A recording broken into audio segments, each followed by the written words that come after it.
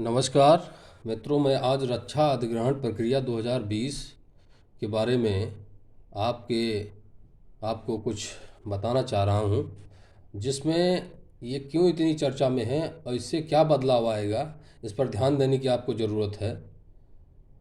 जो defence minister हैं हमारे रक्षा मंत्री श्री राजनाथ सिंह, जो रक्षा अधिग्रहण प्रक्रिया है, डिफेंस एक्विजिशन प्रोसेस डीएपी 2020 का उन्होंने अनावरण किया है। पहली रक्षा खरीद प्रक्रिया डीपीपी वर्ष 2002 में लागू की गई थी, जिसके पश्चात घरेलू उद्योगों को प्रोत्साहन देने और रक्षा विनिर्माण में आत्मनिर्भरता हासिल करने के लिए इसे समय समय पर संशोधित किया जाता रहा है।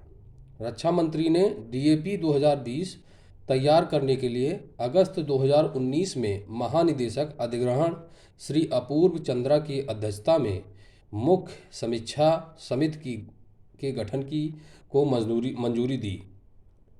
डीएपी 2020 में सम्मिलित सुधार 1 अक्टूबर 2020 से लागू किया जाएगा। इसमें कई हितकारी टिप्पणियों और सुझावों को सम्मिलित किया गया है। आत्मनिर्भर भारत का लक्ष्य जिसके तहत साधा जाएगा, जिसमें पहला पॉइंट जो निकल के आ रहा है वो है किसी उपकरण की खरीद आयात से पूर्व अधिसूचित समय सीमा के बाद नहीं की गई है या सुनिश्चित करने के लिए आयात पर प्रतिबंध के लिए हथियारों मंचों की एक सूची को अधिसूचित करना, कलपुर्जों छोटे उपकरणों के स्तर पर निर्माण और स्वदेशी पारिस्थितिकी तंत्र की स्थापना के लिए संभावित विदेशी विक्रेताओं की इच्छा का पता लगाना, खरीद की गई श्रेणी के माध्यम से भारत में अपनी सहायक कंपनी के माध्यम से उपकरणों कलपुर्जों का निर्माण, रख रखाव एवं मरम्मत सुविधा का निर्माण करना, अंतर सरकारी समझौतों के माध्यम से सह उत्पादन सुविधाओं की स्थापना और आयात प्रतिस्थापन के प्रति लक्ष्य को हासिल करना, संविदा सक्षमता हासिल करते हुए इसमें स्वदेशी पारिस्थितिकी तंत्र के माध्यम से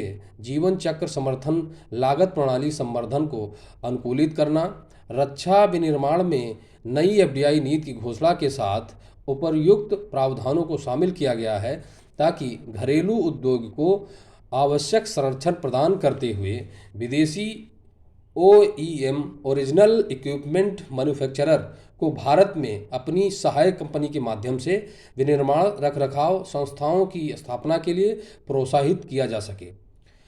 जिसमें अगला है कि समयबद्ध तरीके से रक्षा प्रक्रिया खरीद प्रक्रिया और तीव्रता के से निर्णय लेना, आत्मनिर्भर भारत अभियान में घोषित रक्षा सुधार के एक हिस्से के रूप में अनुबंध प्रबंधन का समर्थन करने के लिए एक परियोजना प्रबंधन इकाई प्रोजेक्ट मैनेजमेंट यूनिट पीएमयू की स्थापना अनिवार्य है।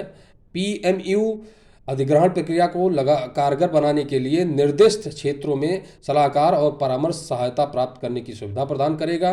वैश्विक और घरेलू बाजारों में उपलब्ध तुलनात्मक उपकरणों के विश्लेषण के आधार पर सत्यापन योग्य मानदंडों की पहचान कर अधिक जोर देना। डीएपी 2020 पारदर्शिता, निष्पक्षता और सभी को समान अवसरों के सिद्धांत पर प्रतियोगिता को बढ़ावा देने के उद्देश्य के साथ परीक्षण करने की आवश्यकता पर जोर देता है। ईज ऑफ डूइंग बिजनेस को निम्नलिखित प्रावधानों के साथ अनुकूलन बनाने का प्रयास किया गया है। प्रक्रियात्मक बदलाव क्या क्या होंगे इसमें? 500 करोड़ रुपए तक के सभी मामलों में एक्सेप्टेंस ऑफ नेसेसरी के एकल चरण समझौते को स्थापित किया गया है, जिससे समय कम लगेगा। प्रस्ताव के लिए अनुरोध रिक्वेस्ट फॉर अप्रूवल आरएफपी और मानक अनुबंध दस्तावेज standard contract documents SCD flow chart संचालित दिशा निर्देशों भंडारण संरक्षण के प्रावधान और संविदा के निस्तारण के अनुसार आरईएफडी और एससीडी प्रावधानों को सक्षम करने के लिए कुछ उपायों को शामिल किया गया है। डीएपी जो 2020 है उसकी प्रमुख विशेषताएं हैं कि भारतीय विक्रेताओं के लिए श्रेणियों में आरक्षण, नए प्रावधानों के तहत कई तरह की खरीद को विशेष तौर पर भारतीय निर्माताओं के लिए आरक्षित किया गया है। यह आरक्षण घरेलू भारतीय उद्योग में भागीदारी को विशेषता प्रदान करेगा। स्वदेशी सामग्री का संवर्धन, स्वदेशी सामग्री इंडिजीनियस कंटेंट आईसी के समग्र वृद्धि, स्वदेशी सामग्री के सत्यापन की एक सरल और व्यवहारिक प्रक्रिया, स्वदेशी कच्चे माल का उपयोग, स्वदेशी सॉफ्टवेयर जैसे fire control system, radar, encryption, communication आदि को अपनाकर स्वदेशी सामग्री के संवर्धन में संवर्धन के प्रावधान किए गए हैं। परीक्षण और जांच प्रक्रियाओं का युक्तिकरण, उपयुक्तता और अन्य शर्तों पर परीक्षण उपकरण के लिए कार्यात्मक प्रभावशीलता की भारतीय विक्रेताओं के लिए श्रेणियों में आरक्षण। नए प्रावधानों के तहत इस तरह की खरीद को विशेष तौर पर भारतीय विक्रेताओं के लिए, निर्माताओं के लिए आरक्षित किया गया है। यह आरक्षण घरेलू भारतीय उद्योगों में भागीदारी को विशेषता प्रदान करेगा।